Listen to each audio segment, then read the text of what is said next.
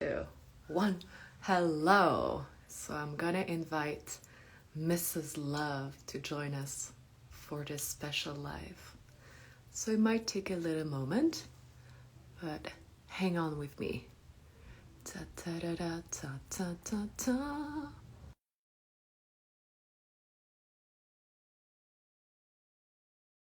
Tina has joined, and other beautiful beings are joining right now live. Welcome, welcome. I know that for some you're right now eating, for some it's evening or early morning. There you are. And I see you. I still don't see you, but I saw you for a moment. At least I've got an image of you. You looking fabulous, darling. I am taking my role very orgasmically serious. Yeah, you must. And you've got like I like the tinting. I will send you a screenshot later. There is like a black hole, so you are the mystery talking to me. Well, You're it's coming an from the honor. darkness.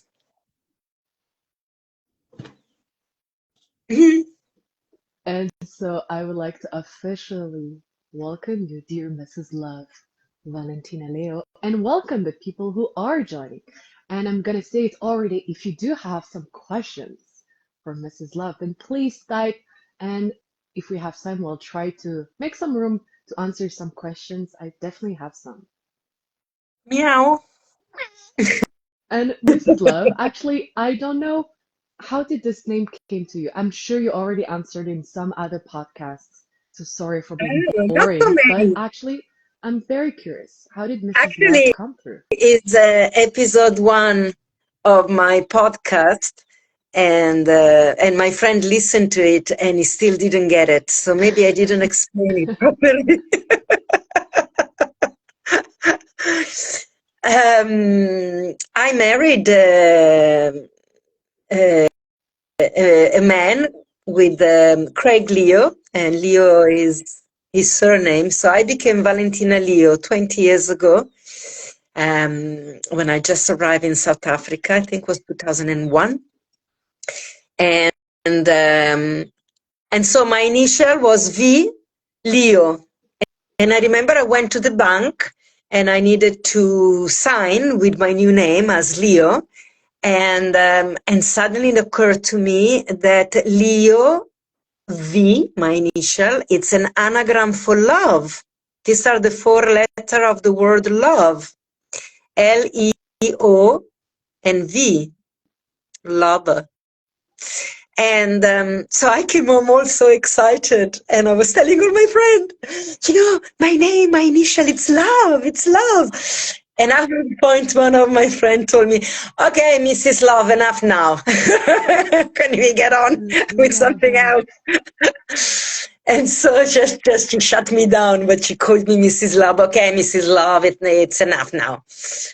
And in that moment, Mrs. Love stuck. Or my friend was like, "Oh, there's Mrs. Love, and Mrs. Love is coming. And how are you?" And so yeah, I became Mrs. Love, and I used to Amazing. use it a lot 20 years ago when I was working as a performer and a physical in physical theater. Um, it was a little bit of my brand. I was also a photographer. Mm. Um, and then in time I dropped it a little bit, and I wanted to be taken more seriously. So I thought Valentina Leo sounded more like a human. Well, I Mrs. Love absolutely sounds like love, a fictitious character, no? but I, yeah, it it is true, but I absolutely love it. And it does suit you because I've seen you in action when you're like simply in channeling mode and you speak through love or love speaks through you. And it's not Valentina Leo who's there.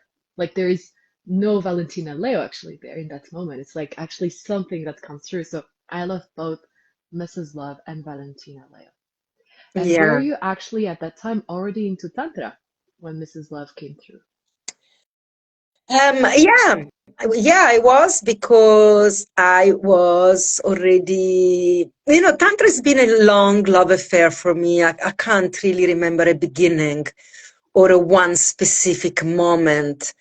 Um, for me, it's been a slow recognition of it from when I remember. But in those years, I started training in classical Indian dance. And I started traveling to India regularly to meet with my teacher. I was studying Odissi, Mm. and I was doing a lot of research. In those days there was no Google, there is no PDF books, so you go to the library in Orissa, and I used to look up and research the tantric aspects of classical Indian dance. So while I was physically practicing and learning the dance, I was also studying the tantric, um, how do you say? I'm short of word in these days. The tantric connection, if you want.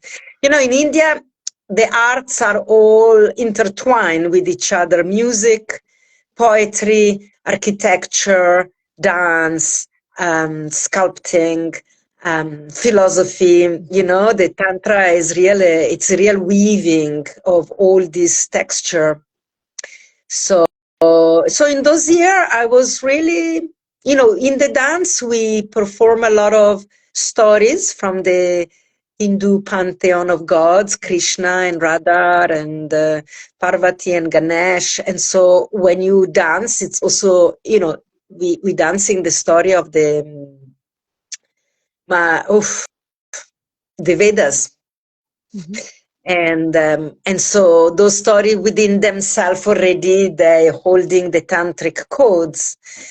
And so I used to go to the library and research and unpack and explore. And there is a whole um, area that is highly unexplored by the dancers in India, which is the sexuality and the eroticism that these dances were connected with as a sacred temple practice. And so, of course, the Mrs. Love was on a mission to unravel what was true. I remember fighting with a lot of dance teacher and gurus. There was a real investment in holding this idea that the temple dancer were virgin. It's Uh-huh. like in Christianity, we are so invested in believing that the Mother Mary is a virgin, when it cannot be. And so in the temple also, of course, they weren't virgin because, a woman enters her sexual power when she's sexually active. So of course, this dancer had to be sexually active because they were powerhouses. They were channeling the forces of the divine into the culture and the village. And so of course, they weren't virgin in that Mm. sense. They were virgin in a sense that they didn't marry any man and they never belonged to a man, but they were married, they married God and they devoted their life to the temple. But we know for sure there were sexual ritual being performed by the Brahmin and the dancer in certain time of the day. So I was like really reading all these books and really curious about the secrets. Yeah. I can actually fully imagine you when you were saying that you're traveling and going to the library. It even brought some tenderness in me of like just imagining you like in your research.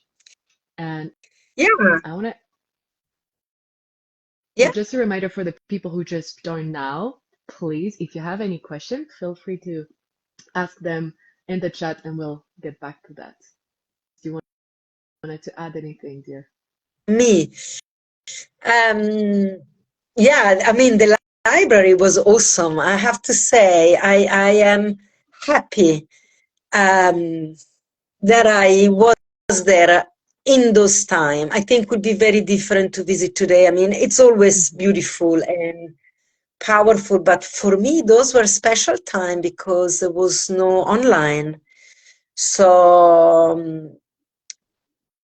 you have to do ground research. Everybody I would meet, I would sit and I would ask specific question. I would meet the Brahmin at the temple. I would visit the temple. I would spend time sitting in those temple, hiding, crying, sleeping.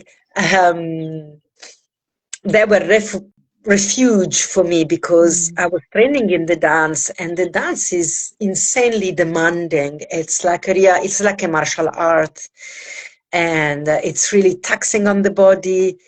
And I was the only foreigner there. It was really hard for me. It was a really hard time. So I would run into there was a specific temple I would go and hide in. It was also monsoon, so there was a lot of rain, and I would just cry a lot, thinking, "What the fuck am I doing here? Why there is so much suffering? My teacher was a monster," and and so I developed real intimate relationship with the spaces of worship, and I guess now I could have find it all online and Google the picture, and maybe would have prevent me in really physically connecting with these spaces. I wonder, I don't know. Maybe one does both, but because the online didn't exist, there was only the in-person option to do research. And so when I was hiding in this temple, eventually the Brahmin of the temple showed himself to me, and we became friends, and he told me he's been observing me for days. I was doing the dance, I was practicing in the temple, as well as I say, crying and sleeping out the afternoon while it was raining outside, and he kind of held me in the silence of his presence. It only made himself known after a week or two that I was visiting this temple because it wasn't a famous one, so not many people were there, but was part of the collection of tantric temple in Orissa, in Bhubaneswar, the capital of Orissa. And there was a shrine where, of course, the Parvati was supposed to sit, and the statue was no longer there, and also the temple had been depredated and things got stolen through the centuries. And I used to go and sit in this niche and pretend I was this yogini in posing like in the facade of the temple with all the other one.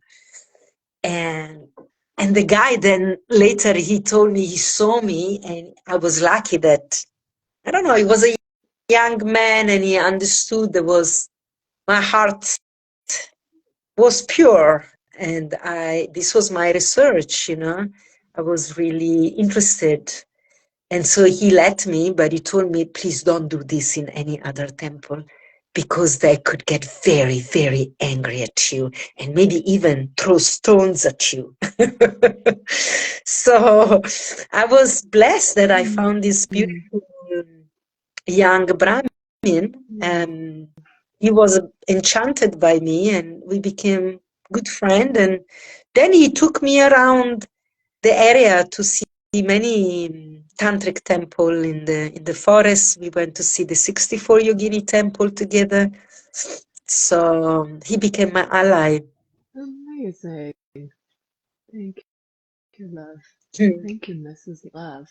And I actually have one more question before going to next and final subject, which is, so you had this period of time where you're really in devotion in learning in those temples, and how would you say nowadays, which I know you have a very different life, so this is a question for your heart, Mm. how does one nowadays does your devotion, like how does it move through, and how do you live this devotion that is so important in Tantra? Ah, um, the temple ultimately is your heart. So the first thing that came for me, my devotion, is being a mother and a householder and treating my house as a temple. and my relationship with my child.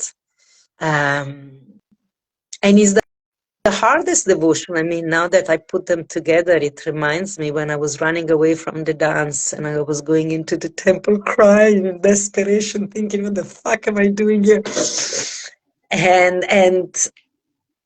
the temple was a place of nourishing for me, and and sometimes in mothering also, as a single mom, my daughter is 16. There's been many time of despair, in mothering, Mm. and then the temple is my own heart, making peace with all part of myself that think they are in competition with each other, and bring them all together. So, I like, of course, the fantasy, it's always to go at the top of the mountain and find this beautiful temple and sit on it by myself and be kissed by the divine. But the reality, these places don't exist anymore, almost impossible to find a place of worship that is completely untouched and immaculate. And so I carry this image, this memory, even the image of this temple that is immaculate. And I do a lot of, we can call them visualized meditation or daydreaming is the same. My imagination is very vivid. And for Tantra, we work a lot with developing the imagination. If you can see it, you can create it. If you can imagine it is real. It exists in the realm of imagination and is not less real than the solid temple.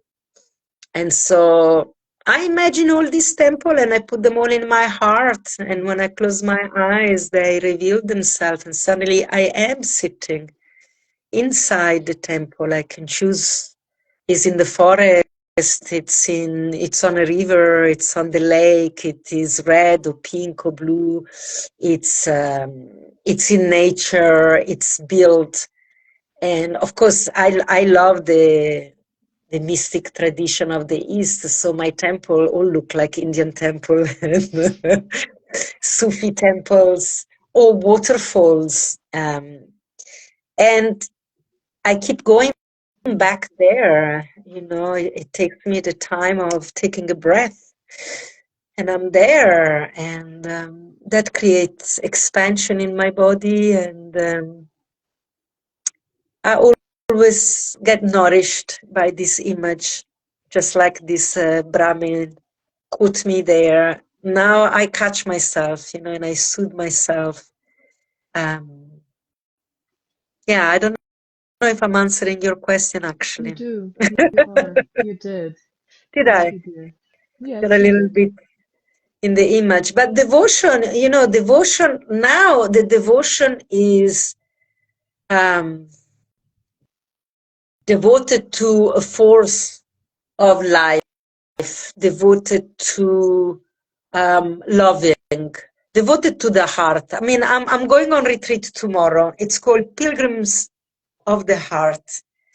And I feel we are all we are all in a lifelong pilgrimage.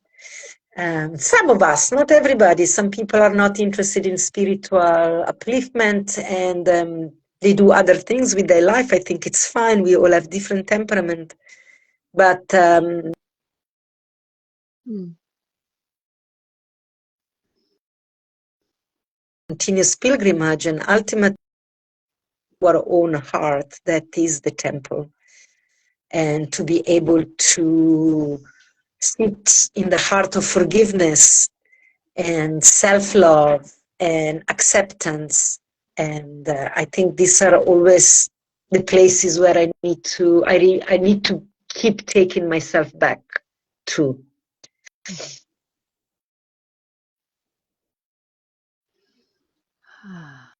And your heart is actually this year, not next year. This year gonna bring you to a land that we've been already last year.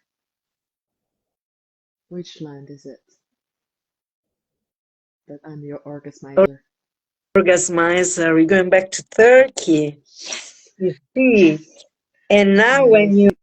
when you just say Turkey, this flash came to me. We also had a beautiful temple there. Not only the imaginary temple we all created inside our own being, Mm. which is the place of worship. We worship the heart of love, which is inside my physical body. This one, very physical, very close to me. And in one of the outing there, we went to a Greek village, an abandoned Greek village, and because it was so hot, we couldn't leave the retreat venue before 7 o'clock. It was too hot. And in June, the days are long and it's light until 10 o'clock. And we went to this, in the Greek village, there was the cathedral, and the cathedral was abandoned. And of course, there was the gate that say close, and we all jumped the gate and got in there.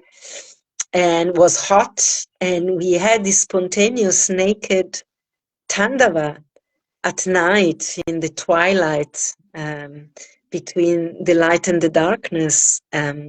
Just us naked in the temple. For me, that is another beautiful temple that left a mark in my awareness.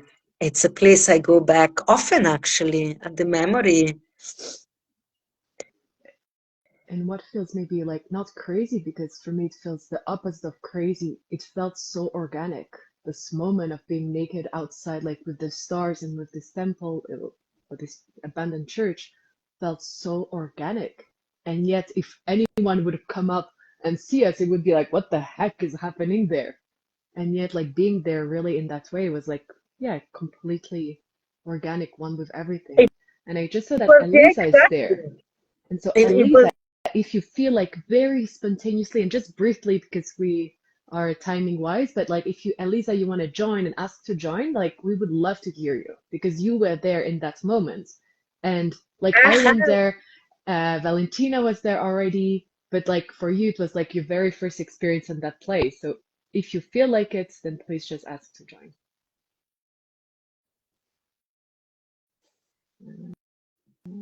Yeah, I can't see actually. Yeah, for me was, I felt like the best way to be in a church, I always longed to be just naked in front of the divine. And instead, religion has so many layers of distancing you from the divine. In my culture, you have to dress up and be elegant to go to church and appear well. And we did exactly the opposite. We undress so there is no distance, no separation, no layer, no hiding between me and the divine. Yes, and Elisa just joined. I know Valentina, you can't see her. She has a Thank you. beautiful face. We have beautiful faces here. Thank you for so spontaneously joining. Like really appreciating. And yeah, I'm very curious. Like I believe you remember which moment Valentina is talking about when we were in Yeah. Turkey. Like how was this moment for you? Or maybe like Valentina's school is Fascinating Wonderment. I'm curious. Yeah, maybe what were the sparks of Fascinating Wonderment? Yeah, just few words because a lot are already spoken, but I remember the magic of the night and this feeling of being oneness with everyone and with every part of this ancient city. Like, yeah, it was the oneness with my naked body and the night and the stars and all these walls so ancient and that was the walls of a church.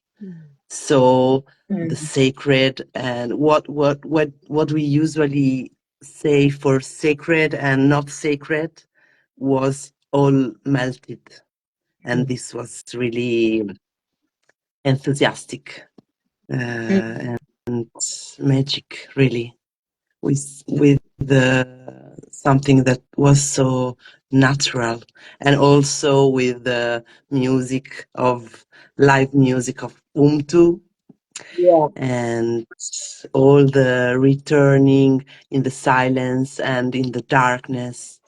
Yeah, that I can say. Thank you. Aho, Thank you. aho, aho.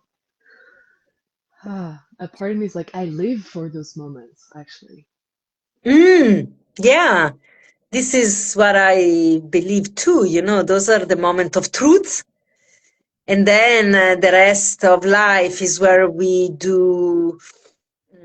create the potential for another possibility like this. So if you need to make some money to fly back there, we go and do some work. So we earn the money, we keep ourselves well, eat the food, get nourished so that we can come back into these spaces where we are in totality, in connection with the truth, and we become everything. That's what Elisa says.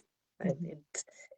Um, it was a very majestic moment because this moment feeds the soul for many decades, many decades.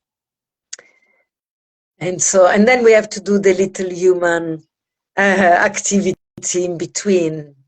This is the lovemaking, no? Uh, Lovemaking at the center of our life, and then we do everything else to allow for the lovemaking to be as comfortable as possible.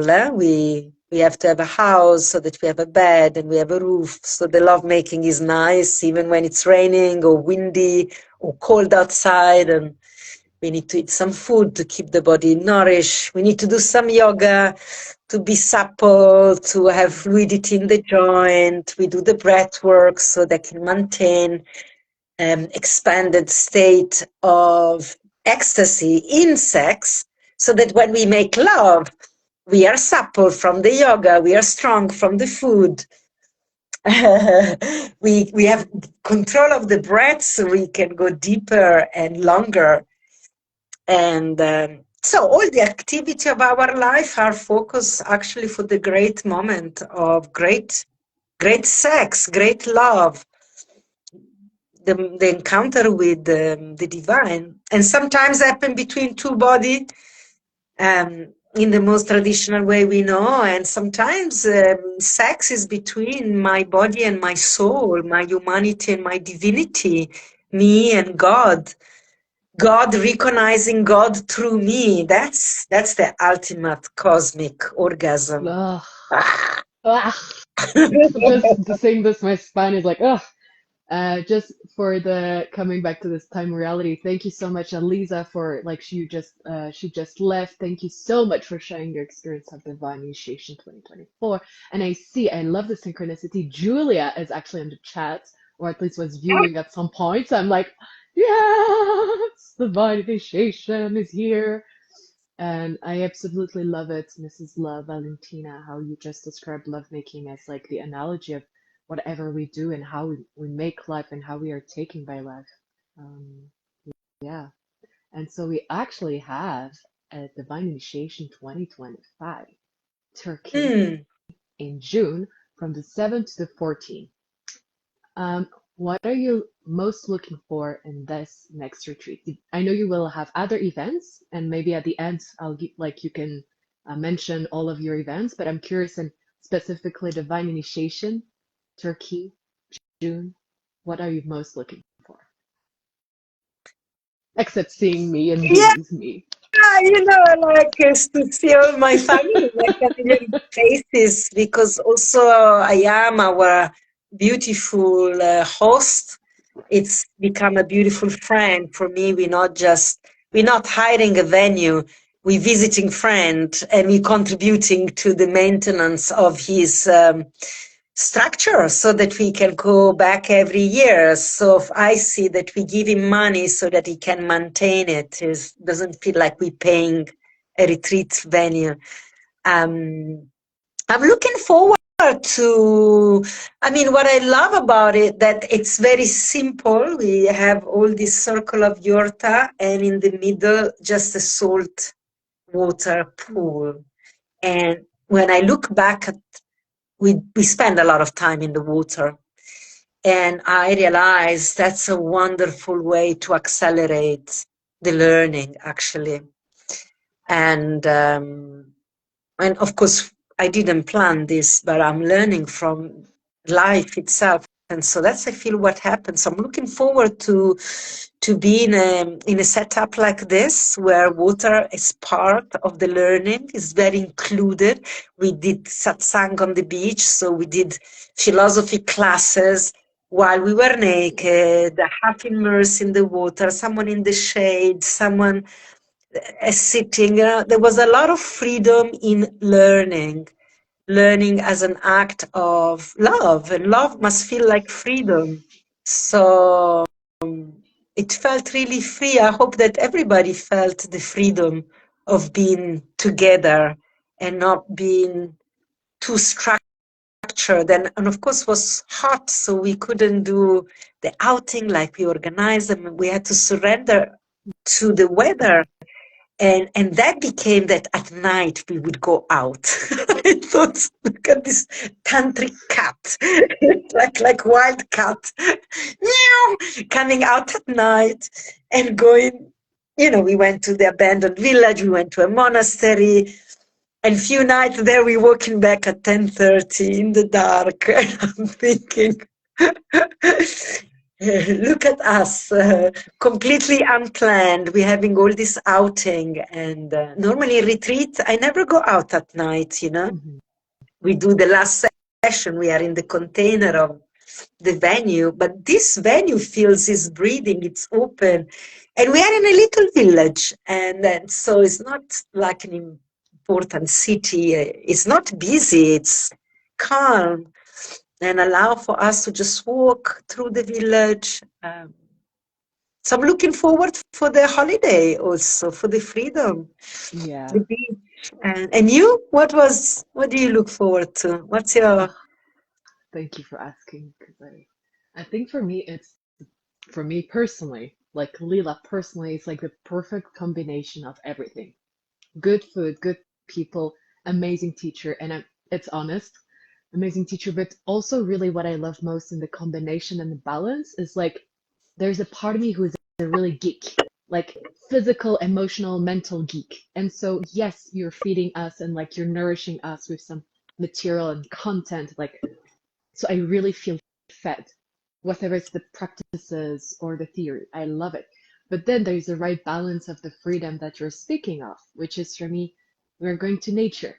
There was the part of me who's a fucking adventurer. And so that's what's being fed as well, like going into adventures and having both the structure that we can like lean on and feel safe, but also the, okay, cosmic surrender. We just have to, and it brings up some lightness and some fun. Iran plays music, and so it's like, okay, like let's have celebration and depth. Um, yeah, yeah, Yeah, and I think I love the place as well. Simply like it's like surrounded by mountains, but yet so close to the sea.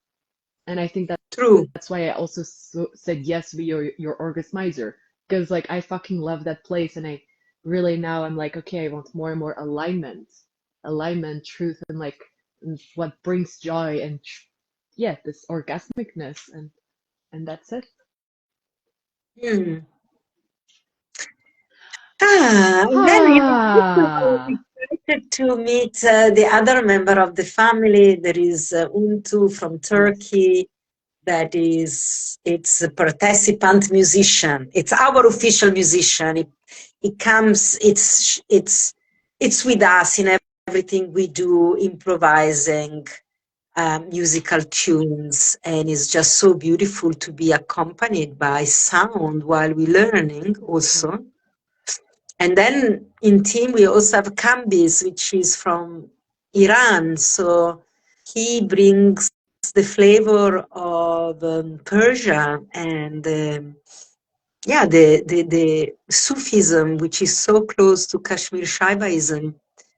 And so, to have this meeting between Europe and Asia in Turkey, this is a land of connecting. Um, yeah, it feels really it feels like we're really touching the heart of this current of tantric lovers, erotic mysticism, recognizing the divine as a lover, and that's Rumi. My heart is pulsating. I'm like, oh, yes. Yeah, yeah. And I look forward to be there again with this beautiful team. And so, dears who are watching, if you are curious, you would like to join, there's actually an application form because we're very intentional with who is joining, and we have this intention to really create, a group from the heart that is aligned. So you can apply in Valentina and Mrs. Love website, which is fascinatingwonderment.com. Is that correct? .com? Yeah. Yeah, fascinatingwonderment.com. And ta ta ta ta ta ta ta, we have a gift for you. We have a gift for you that we just planned because some of you are already tantric practitioners and some of you are absolute beginners. And the beauty and truth and the depth of this actually practice and this, of tantra is that it's for everyone if you feel the call. But so we are organizing. What are we organizing soon, Valentina? We at the end of the month. Yeah, I'm checking the dates. I'm gifting you with a free Tandava masterclass online. I actually wanted to offer this gift in December at my birthday. On the 21st December was my birthday. I always like to offer something for my birthday, but because it lands at the end of the year, so much is going on, it's solstice and then Christmas and la la la. I was so full, couldn't even sit and make an extra flyer. So it's coming now. It's only a month later. So yeah, it's just my gift to you, from my broken heart to yours, to support you. Either you're interested to follow us in retreat or not, or you just want to jump in and take this class as a gift, as a blessing for your life, for the year to come. That's also so beautiful. This is how it is intended. Tandava is a beautiful practice, and it's a practice everybody knows. It's very simple to drop into, because it reflects the recognition of yourself. The tantric teaching, really, we don't teach anything in tantra. We don't add, we just take away what is untrue, because we say that tantra is already in your DNA. There is a recognition of the truth when we remove the confusion, like removing the gray cloud from the sky, and there's the blue sky. It's always been there behind. I kind of remember it. I always knew that.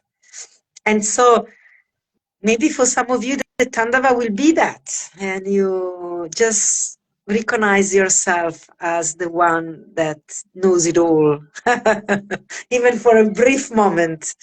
But then it's a nice resource to have. Amazing. And so Monday, 27th of January for 1 hour, 7 p.m. CET Europe, 8 p.m. South Africa. You can register for free as a gift from Valentina and Mrs. Leo Love. Yeah. On her website, Fascinating Wonderment. And for the one that registers, of course, you can get the recording if you don't make it. Beautiful. Thank you, love. Thank you, dear. I spent right now a lovely moment with you. I love, sharing, exchanging with you. Beautiful. I need to sort out my phone because it's terrible that I can't see you. Terrible. Terrible. And I am smelling coffee here in the wherever I am, so I'm gonna make myself maybe a coffee, or a cacao. Ciao, ciao, ciao. Ti amo, ciao, ciao. See you soon. I love you. I Bye. love you too.